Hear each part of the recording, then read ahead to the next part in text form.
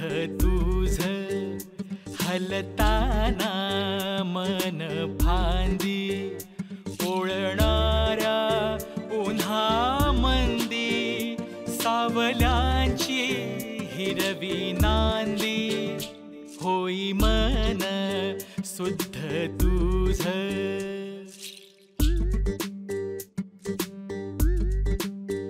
संध्याकाळी कातर वेळी खोलवरी लागे दिवा थकलेल्या अंधाराला उजेडाचा स्पर्श हवा होई मन शुद्ध तुझ होई मन शुद्ध तुझ.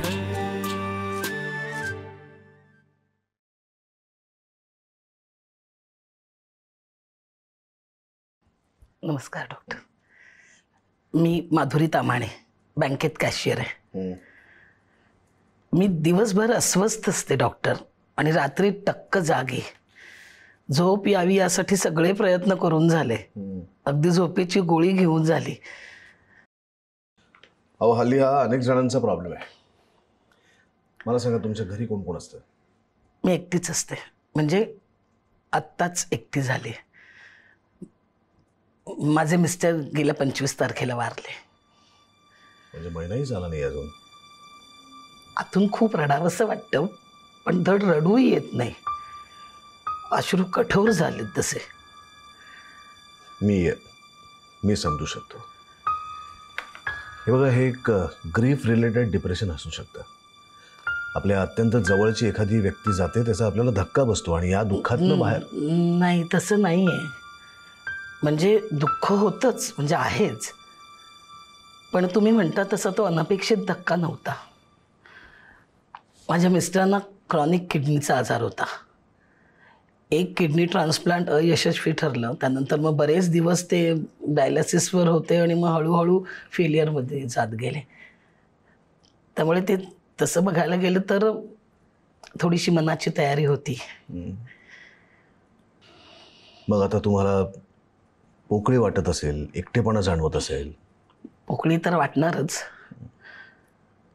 पण ना डॉक्टर, ते गेले तेव्हाही मी अशी विचित्र शांत होते.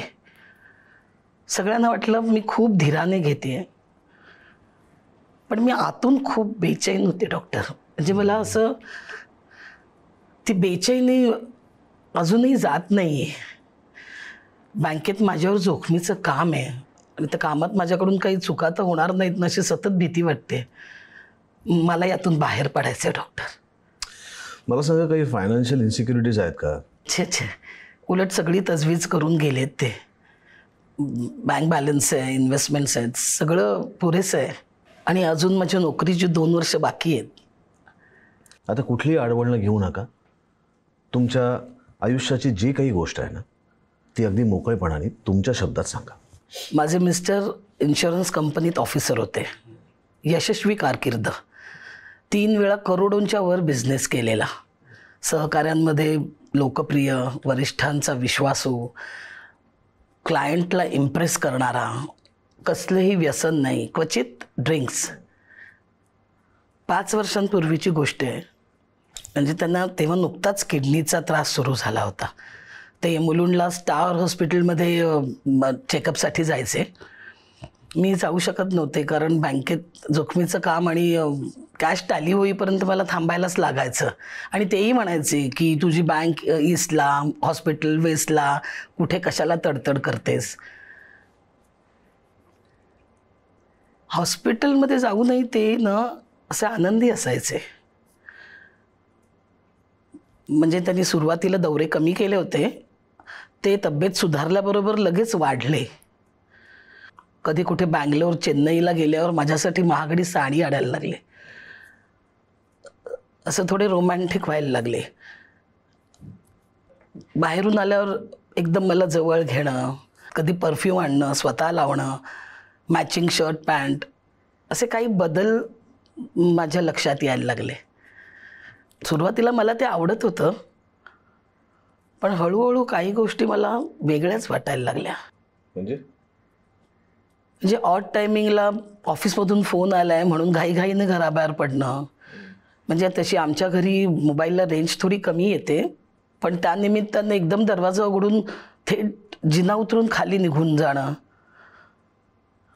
मला वाटलं असेल काही महत्त्वाचं काम ऑफिसचं, म्हणून तेव्हा काही लक्ष दिलं नाही मी. पण नंतर मला या गोष्टी खटकायला लागल्या. एक दिवस हे असंच ऑफिसला गेले होते आणि माझ्या मैत्रिणीला स्टार हॉस्पिटललाच ॲडमिट केल्याचा मला फोन आला, म्हणून मी बँकेत हाफ डे टाकून तडक हॉस्पिटलला गेले. तळमजल्यावरच आमचे फिजिशियन डॉक्टर भरत दवे भेटले. आधी तसं काय म्हणताय, कशा आहात मिसेस ताम्हाणे विचारून झालं. मग मी पण त्यांना विचारलं काय म्हणतायत आमचे मिस्टर ताम्हाणे. तर ते म्हणाले वेल कंट्रोल्ड, ब्लड युरिया क्रिएटिनिन एकदम नॉर्मल आहे. ते रेग्युलर येतात, पथ्य पाळतात. त्यांच्याबरोबर त्यांच्या सेक्रेटरी बाई असतात, व्हेरी पर्टिक्युलर लेडी. त्यांचे सगळे पास्ट रिपोर्ट्स प्रिस्क्रिप्शन्स अगदी डेट वाईज लावलेले असतात. मी तुम्हाला सांगतो, असा केअरटेकर असला ना की पेशंटचा इलाज इझी जातो. त्यांचा इलाज इझी झाला आणि तुम्ही अनइझी. हो ना. डॉक्टर राऊंडला निघून गेले आणि मी जागच्या जागी खेळून उभी राहिले. माझ्या मिस्टरांच्या वागणुकीतल्या बदलांची संगती लागायला लागली. एरवी कुणाची बायको आपल्या नवऱ्याच्या विम्यावर टपू नये किंवा कुठला मोठा माणूस विम्याचे हप्ते भरायला टाळाटाळ करतो, हे सगळं अगदी रंगवून सांगणाऱ्या माझ्या नवऱ्यानी आपल्या सेक्रेटरीचा साधा उल्लेखही करू नये. बर, मग याची तड लावायची कशी? 2 दिवस तर फक्त मी ह्यांची लगबग पाहत राहिले. मग माझी सहनशक्ती संपली. एक दिवस हे रात्री उशिरा घरी आले. आम्ही जेवायला बसलो. स्टार हॉस्पिटलला माझी मैत्रीण ॲडमिट आहे, तिला बघायला गेले होते. तिथे डॉक्टर दवे भेटले. मी सुरुवात केली तशी हे चमकले. माझ्या लक्षात आलं. मी जेवण अर्धवट टाकलं आणि बेडरूममध्ये जाऊन आड्याकडे बघत बसले. हे मागोमाग आले, चांगले हादरलेले होते. मग सगळं मुकाटपणे कबूल करायला लागले. ती कोणीतरी अय्यर होती. यांच्याच ऑफिसच्या बिल्डिंगमध्ये दुसऱ्या मजल्यावर तिचं ऑफिस होतं. कॅन्टीनमध्ये ओळख झाली आणि मग मैत्रीच ग असं म्हणाले ते. पण ते प्रेमच होतं हे लक्षात आलं माझ्या.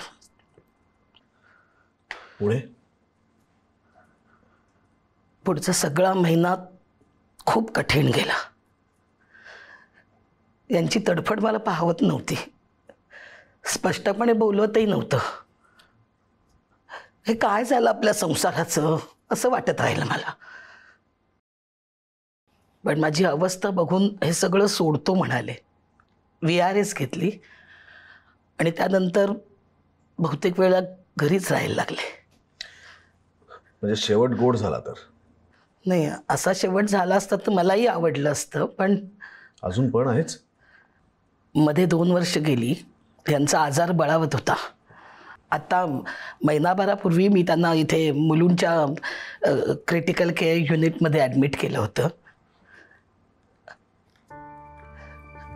नजरेत जीव नव्हता त्यांच्या. नुसते असे नुसते बघत बसायचे. असं नाकाला मास्क, असं नळ्या. मिसेस ताम्हाणे, मिसेस ताम्हाणे शांत. हे घ्या पाणी, घ्या, थोडं बरं वाटलं. सावकाश.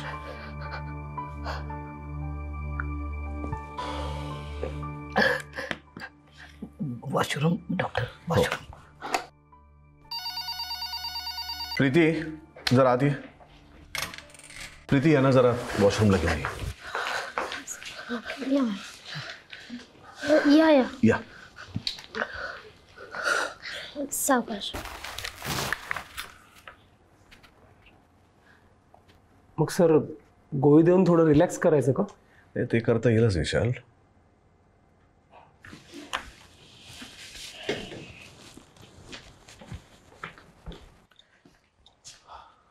मिसेस सामाणे, आज आपण थांबूया. विशाल त्यांना पुढच्या आठवड्यातली अपॉइंटमेंट आहे आणि तोपर्यंत मी तुम्हाला काही गोळ्या लिहून देतो. झोप चांगली लागेल. डॉक्टर, पुढचा आठवडा मला आता बरं वाटतंय डॉक्टर. आपण आजच बोलूया ना, कारण पुढे मला इयर एंडिंगचा स्ट्रेस आहे. मला भीती वाटते माझ्याकडून कामात काही घोळ नको व्हायला. ठीक आहे प्रीती, त्यांचा जरा बीपी चेक करून घे. बरं. विशाल आत ये आणि या हेमंतला बोलव. हेमंत, ही खुर्ची घे इथे. हां हेमंत, ती खुर्ची घे समोर. तो टिपॉय घे, मध्ये ठेव आणि पाण्याचा ग्लास ठेव त्याच्यावर.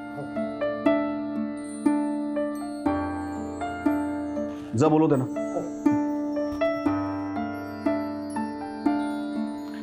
या. सर बीपी नॉर्मल आहे. गुड. माधुरी द्या इकडे द्या.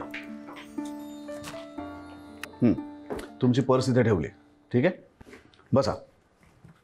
इथे हां डॉक्टर काही शॉक ट्रीटमेंट वगैरे काही नाही ना, म्हणजे मग भावाला कळ. शॉक ट्रीटमेंट देणारी खुर्ची वाटते का तुम्हाला ही? हां, एकदम साधी खुर्ची आहे. आणि शॉक ट्रीटमेंट देण्यासारखं तुम्हाला झालंय काय? काहीच नाही. बसा बसा बसा. माधुरीताई, जेव्हा दात दुखायला लागतो तेव्हा तुम्ही डेंटिस्टकडे जाता आणि त्याच्या खुर्चीत बसता की नाही, तशीच खुर्ची आहे ही. ठीक आहे. आणि मग या रिकाम्या खुर्चीवर, या रिकाम्या खुर्चीवरती मिस्टर तामाणे बसलेत. ते तुम्हाला भेटायला परत आलेत. असं समजा की ही त्या क्रिटिकल केअर युनिटची रूम आहे आणि त्या रूममध्ये तुम्ही मिस्टर तामाण्यांच्या समोर बसलेलात आणि आज ते तुमचे सगळं ऐकून घ्यायला आले. तुमच्या मनात खूप काही आहे ना, त्यांच्याशी बोलायचं राहून गेलंय. बोलायचंय म्हणजे काय? जाबच विचारायचंय. मग बोला. मन एकाग्र करून त्यांच्याकडे बघा आणि बोला, कारण आज ते तुमच्यामध्ये काहीही बोलणार नाहीये, तुमचं फक्त ऐकणार आहेत. जे मनात साठवून ठेवलेत ना इतके दिवस, त्याचा त्रास होतोय, त्याची जखम आपल्याला होऊ द्यायची नाही आहे. बोला.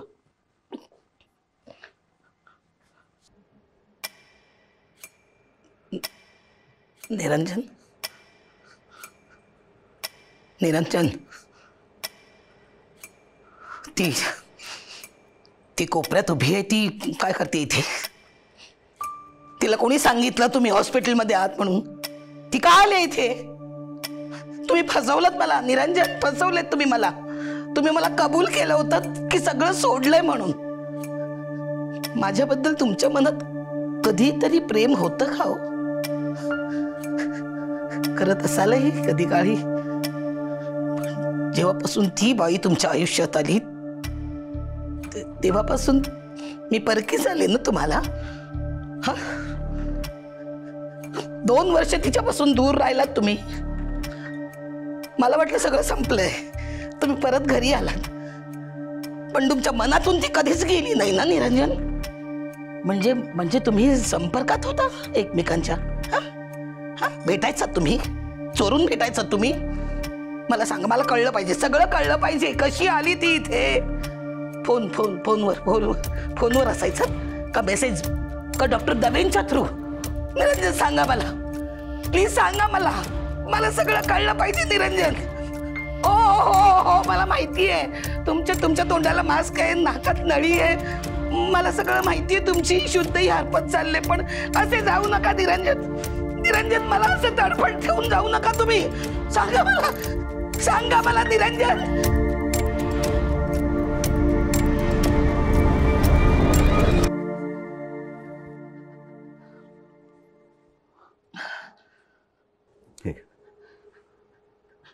पाणी प्या थोडंसं. बरं वाटतंय? शांत व्हा. डॉक्टर, मी काही भलतं सलतं तर नाही ना बोलले? इथे चूक आणि बरोबर असं काही नसतं. तुमचं मन मोकळं होणं जास्त महत्त्वाचं. आता तुम्हाला या खुर्चीत बसायचं आहे. पण आत्ताच तर बोलले ना मी सगळं. हो, पण आता इथे तुम्हाला मिस्टर तामाणे म्हणून बसायचं आहे. त्यांची बाजू मांडायची आहे, त्यांचं मनोगत मांडायचं आहे. आणि आपल्या नवऱ्याचं म्हणणं काय आहे हे त्याच्या बायको इतकं दुसऱ्या कोणाला माहिती असणार? सांगतो, या टेक्निकला मानसोपचारामध्ये आम्ही एम्प्टी चेअर टेक्निक असं म्हणतो.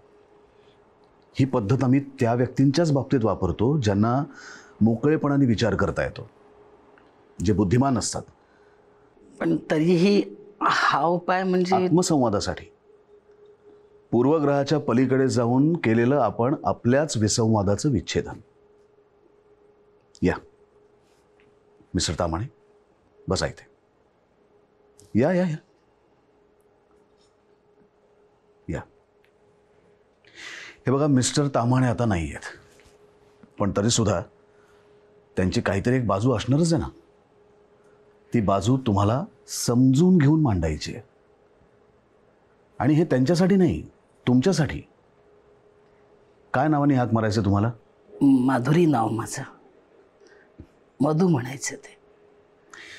मिस्टर तामाणे, तुमची मधू आता तुमच्याच समोर बसली. तिने ज्या काही गोष्टी तुम्हाला सांगितल्या त्याच्यावरचं तुमचं उत्तर आता त्यांना ऐकायचं आहे. फार मोठ्या मनाने ही संधी त्यांनी तुम्हाला दिली आहे. तुम्ही जाताना अखेरच्या क्षणी तुमच्या मनामध्ये नेमकं काय होतं हे तुमच्या मधूला तुम्हाला सांगायचं आहे.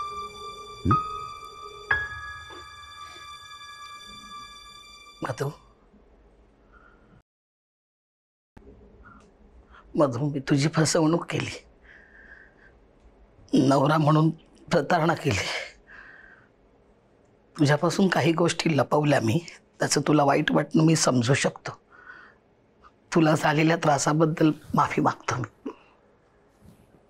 मला क्षमा कर मधू. हे असं बोलेन मी असं तुला वाटलं होतं? हेच अपेक्षित होतं तुला माझ्याकडून? चुकलो मी, माफ कर मला. चुकलो मधू, हे अपेक्षित होतं तुला? हां, हे बघ मधू, हे सगळं एकदा नाही, दोनदा नाही, 100 वेळा बोलून झालंय. आता या क्षणी मी पुन्हा माफी मागणार नाही. खूप झालं तुझं, खूप ऐकलं तुझं. आता जरा तू माझं ऐक. मधू, मला सांग, मी खरंच बाहेर ख्याली वगैरे पद्धतीचा माणूस होतो का ग? आपल्या एवढ्या वर्षांच्या संसारात मी कधी कुणा स्त्रीकडे वाकड्या नजरेनं पाहिलंय? पण तुझ्यात का आणि कोणता गंडन निर्माण झाला माहीत नाही की सुरुवातीच्या खुशाल चेंडूमधून असं संशयी स्वभावाच्या भोवऱ्यात अडकावं. आपल्याला मूल होऊ शकलं नाही म्हणून मी असमाधानी असेन असं तू परस्परच गृहीत धरलंस आणि माझ्यावरचा संशयाचा पहारा वाढवत गेलीस. माझ्याबरोबर पार्टीला तर यायचं नाहीच आणि मग सतत निघालात का असं फोन करून विचारत राहायचं. मग पार्टीला कोण कोण आलं होतं, कोण कसं दिसत होतं, कोणी मिठी बिठी तर मारली नाही ना, असं घरी आल्यावर इंट्रोगेशन सुरू. मधू, आपली भांडणं व्हायची तेव्हा मी तुला खूपदा समजावून सांगितलं की प्रेम ही हृदयात साठवून ठेवायची गोष्ट आहे, अशी कैदेत जखडून ठेवण्याची नाही. शेवटी तेच झालं. तुझा पहारा चुकवून तुझी कल्पनाशक्तीही पोचू शकणार नाही अशा ठिकाणी ती भेटली मला. 50शी उलटलेला पुरुष मी, आर्थिक स्थैर्य, जबाबदाऱ्या संपलेल्या. कोणी स्त्री स्वतःहून माझ्याशी मैत्री करू इच्छिते, माझ्यात रुची घेते याचं अप्रूप वाटायला लागलं मला. आणि मी मीरामध्ये गुंतत गेलो. स्त्री पुरुष जेवढे जवळ येऊ शकतात तेवढे जवळ आलो आम्ही. खोटं कशाला बोलू. आयुष्यात पहिल्यांदा मिळालेल्या स्वातंत्र्याचा उपभोग घेतला मी. पण मधू, तुझ्या लक्षात आल्यावर मी तितक्याच तत्परतेने त्याला स्पष्ट कल्पना देऊन तिच्यापासून दूरही झालो. तुला काय हवं होतं मधू? हा, तुला आमच्या प्रकरणाचा त्रास होत होता की तुझी डिटेक्टिव्ह यंत्रणा अपयशी ठरल्याचा?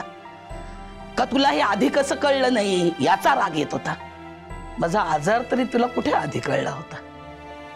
त्याबद्दल तर कधी वाईट वाटणं सोडाच, पण उलट सूड घेतल्यासारखं वाईट वागलीस तू माझ्याशी. तू मला,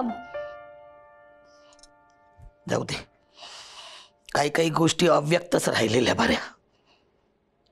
नको नको नको आग्रह करूस मला, नको. हो, आता बोल बोल म्हणशील तू आणि मग नंतर आणि तुला काय अंदाज नाही आहे का मला काय म्हणायचंय त्याचा? हा, हो तेच तेच. शेवटी माझं सगळं केलंस तू, पण त्यात प्रेमापेक्षा कर्तव्य जास्त होतं. तेही सहन केलं मी, पण माझ्या प्रकृतीसाठी सर्वार्थाने योग्य असलेलं हॉस्पिटल सोडून तू मला त्या छोट्याशा केअर युनिटमध्ये आणून टाकलंस. का का तर तिथे फक्त मीरा पोचू नये म्हणून? ज्यांना माझी केस हिस्ट्री माहिती आहे अशा स्पेशालिस्टची निगराणी सोडून मला नव्या ठिकाणी आणून टाकलंस तू. तिथे ICU बाहेर धड बसायलाही जागा नसायची, तर रात्रभर अवघडून बसायचीस तू. माझे आणि स्वतःचे दोघांचेही हाल केलेस. माझ्या मरणाच्या भीतीपेक्षा तुझ्या मनातली सुप्त भीती वरचढ ठरली. तुझ्या मनातल्या आशंकेसाठी माझ्या जीवाशी खेळ केलास तू. जाऊ दे, आता आरोप प्रत्यारोप करण्यात तरी काय अर्थ आहे? माझी शेवटची इच्छा सांगू तुला मधू, शेवटची इच्छा. मनातल्या सगळ्या कटू भावनांना निरोप दे आणि आपण जगलेल्या सगळ्या चांगल्या आठवणी उशाशी ठेव. मधू, शेवटी मी जाताना तू एकदा तरी माझ्याकडे डोळे भरून पाहिलंस का? का तेव्हाही तुझ्या डोळ्यात फक्त माझ्याविषयीचा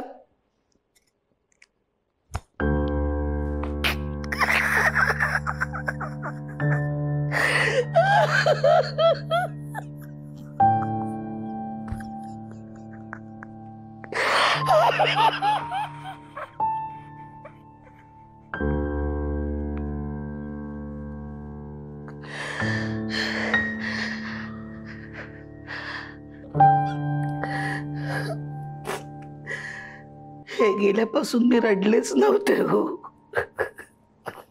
तुमच्या लक्षात आलंय का की तुमच्यातल्या रागाची जागा आता करुणेने घेतली? हा जो आरोपी फिर्यादी, हा जो खटला तुमच्या मनामध्ये चालू होता, तो आता संपलाय. त्यांनी तुम्हाला माफ केलं की नाही हा विचार करण्यापेक्षा सुद्धा तुम्ही आधी स्वतःला माफ केलं की नाही हा विचार करा, कारण तो जास्त गरजेचा आहे.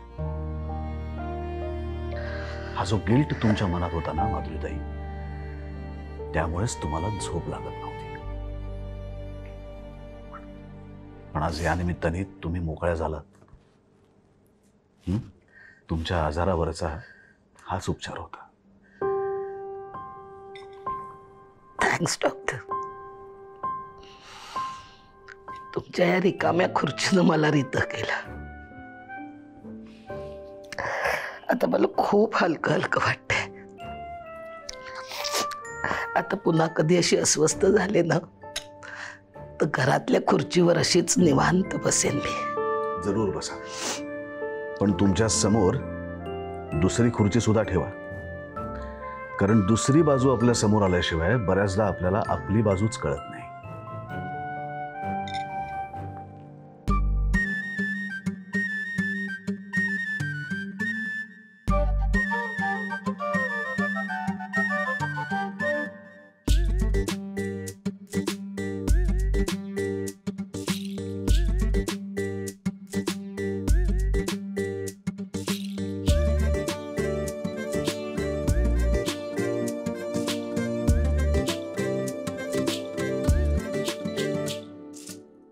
आणि ट्रीटमेंट ही सिगरेट सोडण्याची अनिच्छा निर्माण होण्यासाठी असू शकते, पण त्याच्या आधी ती आपण सोडावी अशी एक तीव्र इच्छा मनात असावी लागते. ती आहे का तुझ्या? एखादा साक्षात्काराचा क्षण आपल्या आयुष्यात यावा लागतो. आलाय असा एक क्षण माझ्या आयुष्यात आलाय. होई मन शुद्ध तुझं. एबीपी माझा, उघडा डोळे बघा नीट.